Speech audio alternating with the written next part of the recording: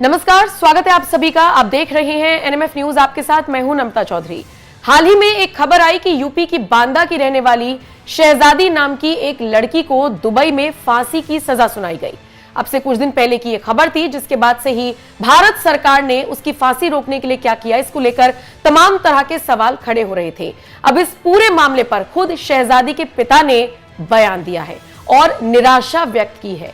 उन्होंने बताया है कि भारत सरकार ने कोई मदद नहीं की।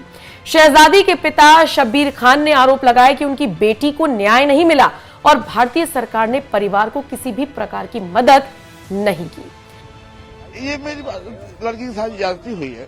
यहाँ की इंडिया गवर्नमेंट ने हाथ नहीं लिया और जिनके नाम एफआईआर हमने लोग ने कराई थी, 4 लोग, यूपी सरकार भी, वहाँ के पुलिस, बांदा जिले की पुलिस नहीं, आज भी छुट्टे घूम रहे हैं। अगर वो पकड़ लेते आज मेरी लड़की जिंदा होती, शायद जिंदा होती।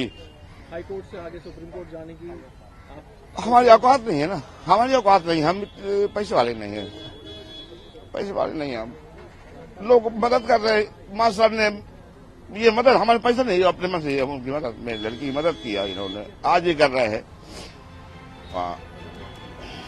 15 फरवरी को अबू धाबी में एक 4 महीने की बच्चे की हत्या के आरोप में शहजादी खान को फांसी की सजा सुनाई गई थी और उसके बाद उसे फांसी दे भी दी गई। पिता ने आरोप लगाए हैं कि उसे न्याय नहीं मिला। हमने पूरी कोशिश की, हमने भारतीय सरकार से मदद मांगी और कई जगहों पर आवेदन किया, लेकिन हमारे पास पैसे नहीं थे, न ही कोई साधन था कि हम वहां जाकर वकील हायर कर सके। सरकार ने हमारे साथ कोई सहायता नहीं की। ये तो यही तो है कि मदद तो मिली नहीं, यहाँ की गवर्नमेंट ने की नहीं और मेरी बेकसूर लड़की मर गई। बताते हैं आपको, 10 फरवरी 2023 से अबू धाबी पुलिस ने शहजादी खान को हिरासत में रखा था। 31 जुलाई 2023 को उसे मौत की सजा सुनाई गई थी। उसके पिता ने बताया कि उन्होंने अपनी बेटी से आखिरी बार 14 फरवरी को बात की थी, यानी कि फांसी से ठीक एक दिन पहले 15 फरवरी को शहजादी को फांसी के तख्ते पर लटका दिया गया। 12 बजे, आज कभी उस लड़की ने किया नहीं, अचानक 12 बजे 14 शुक्रवार की रात 12 बजे, बिल्कुल करेक्ट। हाँ, मेरे पास कैसेट है, टाइम भी बकायदा। मतलब मैं कहा बेटा, मैं थोड़ा घबरा गया कि अचानक 3 दिन पहले बात हो रही है, नॉर्मल बात कर रही है, 3 दिन बाद ही अचानक 12 बजे कैसे। बड़ी मुश्किल में मैंने कसम खाई, मेरी कसम बेटा बताइए तो बेटा। कहा पापा मेरा टाइम खत्म हो गया। मैं बता मुझे कैसी बात की आप लोगों ने, 16 कैसी बात कर रही है वो। 10 मिनट के लिए टाइम दिया गया मुझे और मेरे को कैसे ऐसा चालक कर सकते हैं बगैर कोई सुविधा दिए। उनसे पूछा गया कि सरकार ने आपकी किसी तरह की कोई मदद की, तो शब्बीर खान ने कहा नहीं, हमें कोई मदद नहीं मिली। बेटी अबू धाबी में एक महिला नाजिया के लिए काम कर रही थी, जिसने हाल ही में एक बच्चे को जन्म दिया था। उनके अनुसार बच्चे की उम्र 4 महीने थी, तो उसे वो वैक्सीन दी गई जो आमतौर पर 6 महीने में दी जाती है। लेकिन आरोप लगाया गया शहजादी पर और यही पिता का कहना है कि शहजादी को गलत तरीके से हत्या के आरोप में फंसाया गया, जबकि सजा दिलवाने में बच्चे की मां की ही भूमिका थी। बिल्कुल हकीकत, ये 4 महीने 21 दिन का बच्चा, जब बच्चा पैदा हुआ तो 4 महीने 21 दिन का था। उसकी मां बोली कि सयादी भैया को तैयार कर दो, उमर नाम था बच्चे का। काफी अभी तक हम भैया छोटा है तो अब लगवाना तो है, उसने तैयार कर दिया। पहले ही ऐसा लगता है नहीं होता बच्चा, दूसरे हाथ में लगता है वैक्सीन जिसको कहते हैं, 6 महीने वाले बच्चे को जो लगते हैं, हर जगह लगते हैं, तो वो बच्चा रोता ही, लेकिन उसकी मां आती है। ये मैंने लड़की ने बताया, उसी रात को 5-7 घंटे के बाद मरता है वो, उसी रात को मर जाता है।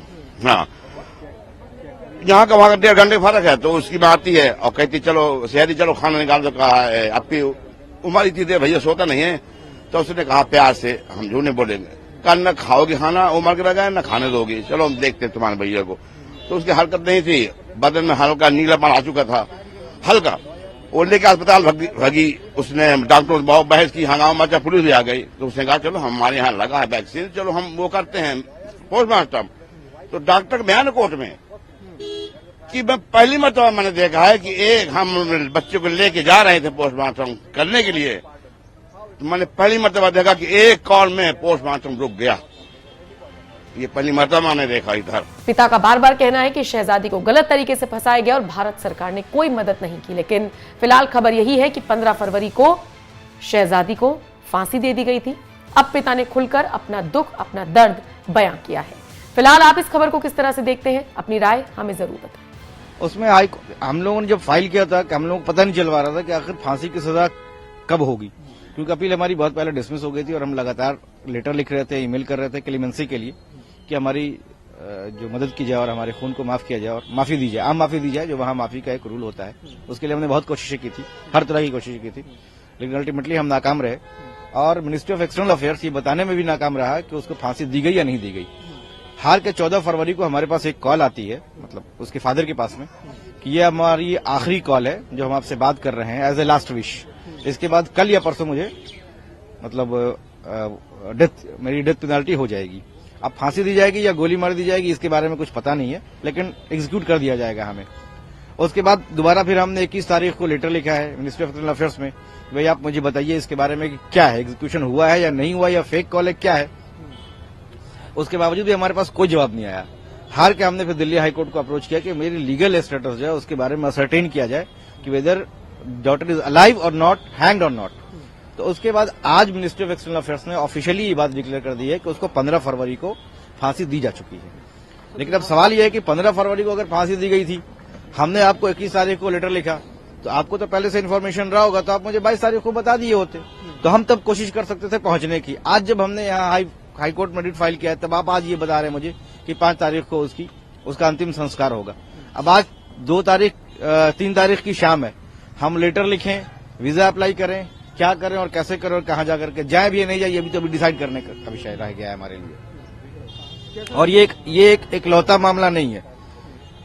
कुछ रिपोर्ट के अकॉर्डिंगली लगभग 10 से 12 हजार भारत के लोग हैं, अपनी खून पसीना जला करके वहां अरब की तपती हुई सहराओं में, वहां जहां पौधा नहीं उगता है वहां उन लोगों ने शहर उगा रखा है। लेकिन अगर कोई उनके साथ हादसा पेश आ जाता है तो मैं नहीं समझता हूं कि मिनिस्ट्री बहुत ज्यादा मदद कर पाती है उनकी।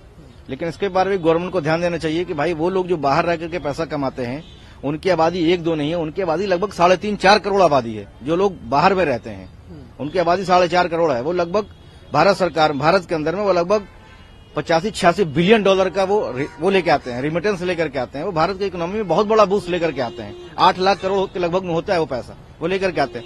लेकिन जब उनके साथ कोई हादसा पेश आता है तो न कोई अवाम में कोई उनका कोई संगठन है बेचारों का जो उनके पक्ष में बोले, न सरकार बहुत पक्ष बोल पाती है, न पॉलिटिकल पार्टियां बोल पाती हैं। पॉलिटिकल पार्टियों का ये है कि उनके लिए ये सारे जो लोग हैं उनके लिए वो इम्कान सूदो से ही नहीं है कि भैया वो ना वोट देंगे ना उनसे कुछ बनना है, तो वो बोलते भी नहीं पॉलिटिकल पार्टी।